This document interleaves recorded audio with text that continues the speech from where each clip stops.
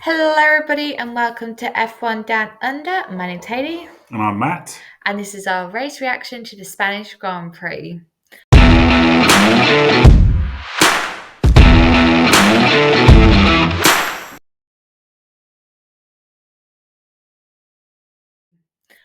Well, what an interesting race, to say the least. Yeah, there was definitely lots of stuff going on. Yes, there was. So, let's start with the race start. It was clean, which was surprising. Yeah, I mean it was definitely everyone got away without too much contact.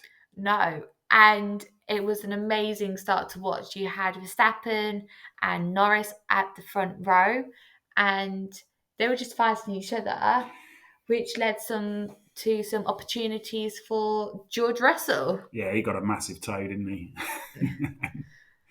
Catapulted right from fourth to first, Yeah, which is I think Norris. I don't know about you. I think he tried too hard. I think he would have been better just concentrating on hitting that first corner rather than trying to block Max. But yes. But meanwhile, back at the grid, you had Hamilton being, while all this commotion was happening at the front, being pinned, I think, by the Red Bull and Norris, and then the Ferraris coming in behind him. But it was clean and controlled, so that was the main thing. yes, yeah. So after all that, it was settled down, had a couple of overtakes, but plateaued. Yeah, yeah. I mean, a lot of it then comes down to strategy, doesn't it? And the tyres Yes, and who was what. They all started apart from Albon on the softs, softs. which was shocking to me because being a high degradation track, I was quite shocked that they all started on the softs. Yeah, yeah. I was quite surprised they all went for that. But then it was really a choice of what do you go on to Afterwards, afterwards. Is it the. especially as it was the highest temperature all weekend of 42, I think it was on the Sunday. Yeah, But that was really surprising. yeah. I think the softs certainly helped the front runners. I think Max used them really well, didn't he? Mm. Got past, obviously, got past Russell. About lap two. Um, But then this cascade of pit stops started about lap 10. And it was just like to lap 18, started the pit stop trend. yeah, there was lots of people going in, and obviously a couple of people, Sonoda and Hulkenberg, speeding in the pits. Yes, and then got a 5 second penalty for that. But Um, which they served, so all good. They have to carry that on or serve it for later on. yeah, but it became interesting about I guess then, isn't it? Which teams tried the undercut? Who tried the overcut. But a lot of the teams pitted at the same time. So I don't think I've ever seen the pit lane so busy because they all pitted about the same laps or Yeah, virtually the same. I think because they were all looking for that gap where they can get that driver on at the same on a clean lap. They were just going for the same lap. yeah, makes sense. Does it? Yeah, they were covering each other off, and um, I mean, Russell and Sainz pitted on lap 17 to kind of cover each other off, but then ended up pitting at the same time. yeah, and Russell had. I mean, he stopped that first stop was a little bit slow, wasn't it? They had a bit of problem with the tyres, so Science almost got him in the pit lane. Yes, And but then all of them virtually went on to mediums. I think a couple went on to hards. yeah, most people went medium as the second tyre, although I think Sonoda and Perez, because they ended up doing 3 stops, went on to the softs. And then, yeah, it kind of panned out, didn't it? Those ones that stopped a bit earlier after that second stint and went on to the hard, I think Russell and Science, they seem to both really struggle on that hard tyre. Yeah, after their second stop. So then this was like good information for those ones on the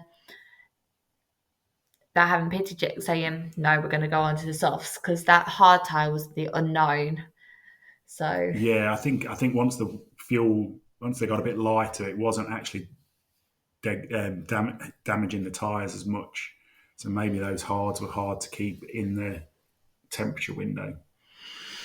so But that did lead to a good overtake. yes, we had some good overtaking situations. So there was a battle between Sainz and Hamilton. That was very interesting.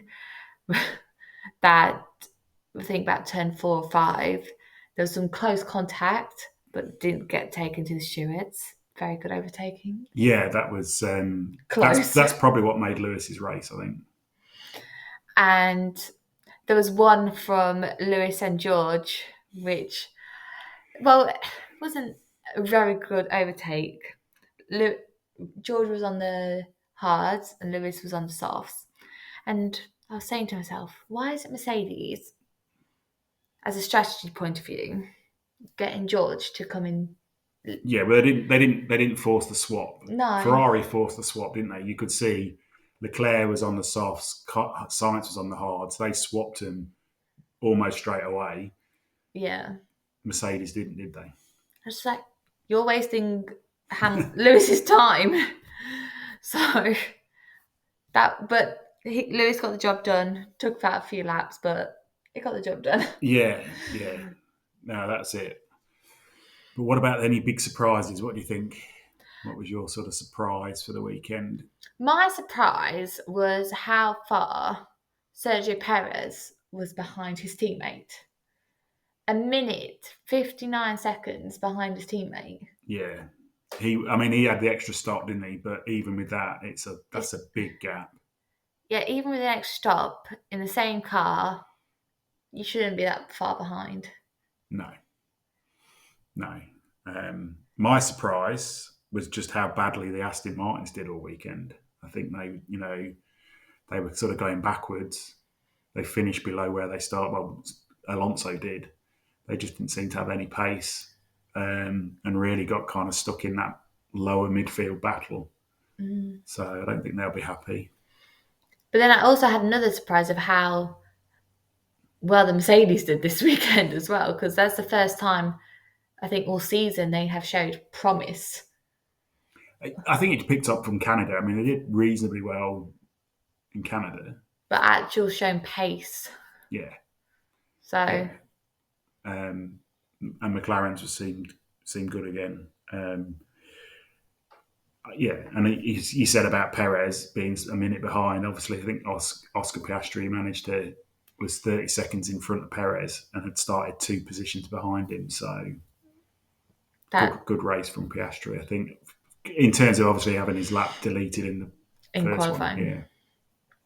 So who would be your driver of the day? Well, I say Piastri was a close call for me because he did kind of recover reasonably well. But I hate to say it, Max. He wasn't in the fastest car. He held on. He held his nerve in that start. Did everything right.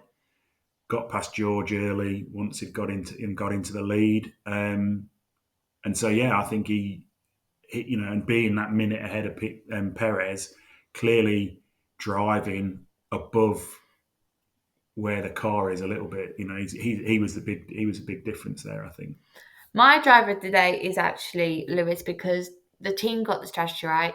There was some great overtaking by him, and he just seemed in the zone. And I've not seen him drive like that for ages. So it was really good to see from my perspective as Mercedes. Yeah, hopefully he's got And his mojo back. yes, and I was reading some statistics saying he has had 18 consecutive seasons with a podium now. So it's a big statistic Yeah, to it's a good record. good record to hold on to.